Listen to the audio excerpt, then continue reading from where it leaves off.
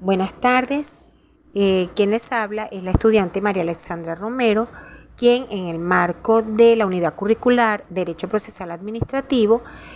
presentaré el contenido relacionado con los procedimientos contenciosos administrativos y los principios que los regulan.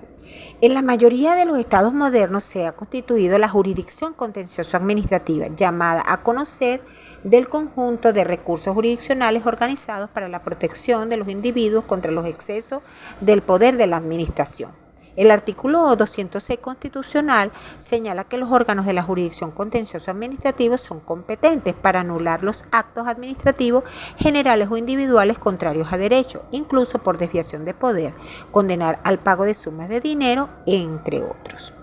En un sentido amplio, se considera que el contencioso administrativo es el conjunto de litigio nacido de los actos administrativos, de las operaciones materiales y de los contratos de la administración. Y en un sentido restringido, el contencioso administrativo comprende el conjunto de reglas jurídicas que rigen la solución por vía jurisdiccional de los litigios administrativos. Es importante señalar que los principios a los cuales nos referimos son el llamado principio de legalidad, el principio de eficacia, el principio de participación, el principio de oficialidad, el principio sobre el acto administrativo y el principio del debido proceso. Todos ellos subdivididos a su vez en otros principios y derechos inherentes tanto a la administración como a los particulares. El principio de legitimidad, publicidad, verdad material, el principio de oficialidad, el principio de informalismo, principio de eficacia, principio del debido proceso, entre otros. En cuanto al principio de legalidad, podemos decir que fundamentalmente se encuentra señalado en el artículo 137 de nuestra Constitución, que dispone que la Constitución y la ley definirán las atribuciones que los órganos que ejercen el poder público a los cuales deben sujetarse las actividades que realicen, lo que reserva la creación de atribuciones a la Constitución y al principio de legalidad, bien en sus actuaciones formales, procedimientos administrativos y actos administrativos, también como aquellos actos denominados materiales. El principio de la simplicidad administrativa pretende que la actividad administrativa derivada de los órganos y entes involucrados concentre y establezca los trámites administrativos indispensables para reducir según la utilidad el número de requisitos y recaudos que permitan la correcta y oportuna evaluación y procesamiento de los trámites de la misma. El principio de participación, por su parte, señala que él va a procurar arreglar y favorecer el acceso de los particulares a la administración pública y en especial determinar las obligaciones que recaen sobre el Estado a la hora de iniciar un procedimiento administrativo o de recibir una solicitud, petición o recurso. El derecho de petición es aquel que se refiere al momento de hacer referencia a las relaciones jurídicas derivadas del marco administrativo.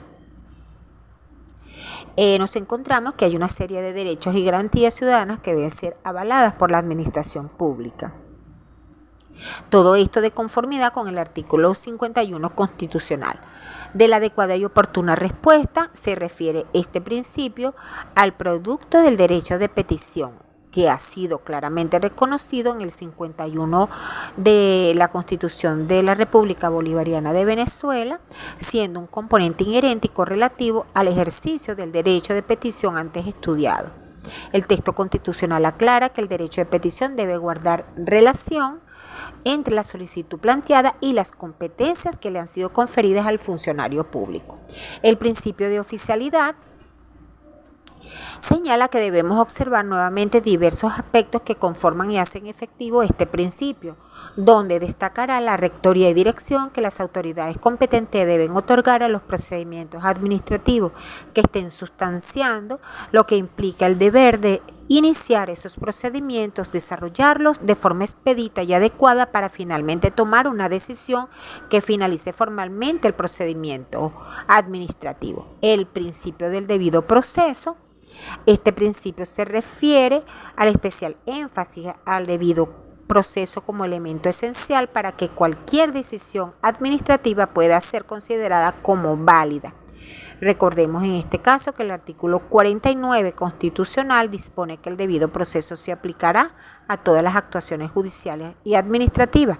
exigiendo, entre otros derechos, la defensa y la asistencia jurídica, ser notificado de los cargos por los cuales se le investiga, acceder a las pruebas y disponer del tiempo y de los medios adecuados para ejercer la defensa.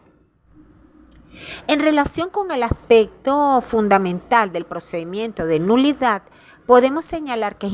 importante resaltar que comienza con la presentación de la demanda, la identificación clara y precisa de los sujetos de la pretensión, que son las llamadas partes procesales, objeto y causa, es decir, de los elementos de la pretensión. En cuanto al procedimiento como tal, comienza por la admisión y la citación. La modificación más trascendente ha sido la inclusión del despacho subsanador o saneador, que coloca como deber procesar del juez contencioso administrativo el advertir al demandante de los defectos o deficiencias formales en la citación de la demanda.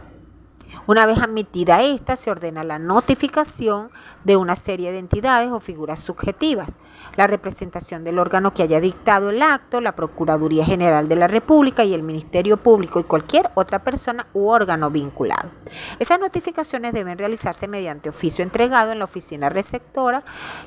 de la correspondencia de cada entidad. Es de acotar que realmente no se trata de una notificación, sino de una verdadera citación en la terminología procesal venezolana, ya que es un acto de comunicación procesal en el cual el órgano judicial pone en conocimiento de una de las partes no solo la ocurrencia de algún acto del proceso, sino la existencia de deberes y cargas.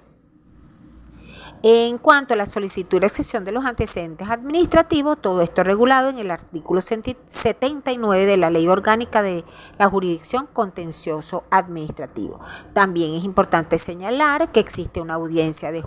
juicio regulada en los artículos 82 y 83 de la Ley Orgánica de la Jurisdicción Contencioso Administrativo, que establece la realización de una audiencia de juicio. También tenemos en los lapsos de prueba, contenido y regulado en el artículo 83 de la Ley Orgánica del Contencioso Administrativo. Igualmente, el aspecto de los informes, dispuesto en el artículo 87 de la mencionada ley, en donde las partes, dentro de los 5 días siguientes a la conclusión del lapso de evacuación de prueba, y si no hubiese tenido lugar a la realización de la audiencia de juicio,